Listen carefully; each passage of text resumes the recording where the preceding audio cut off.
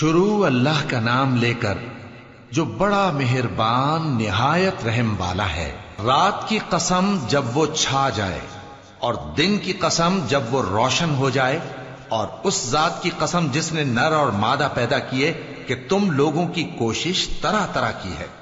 سو جس نے اللہ کے رستے میں مال دیا اور پرہیزگاری کی اور بہترین بات یعنی کلمہ توحید کو سچ جانا،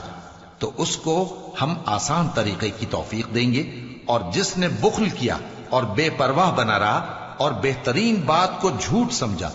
تو ہم اسے رفتہ رفتہ سختی میں پہنچا دیں گے، اور جب وہ دوزخ کے گڑھے میں گرے گا تو اس کا مال اس کے کچھ بھی کام نہ آئے گا۔ یقیناً راہ دکھا دینا ہمارا ذمہ ہے،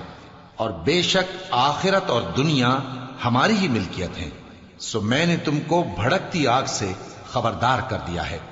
اس میں وہی داخل ہوگا جو بڑا بدبخت ہے، جس نے جھٹلایا اور منہ پھیرا، اور جو بڑا پرہیزگار ہے وہ اس سے بچا لیا جائے گا۔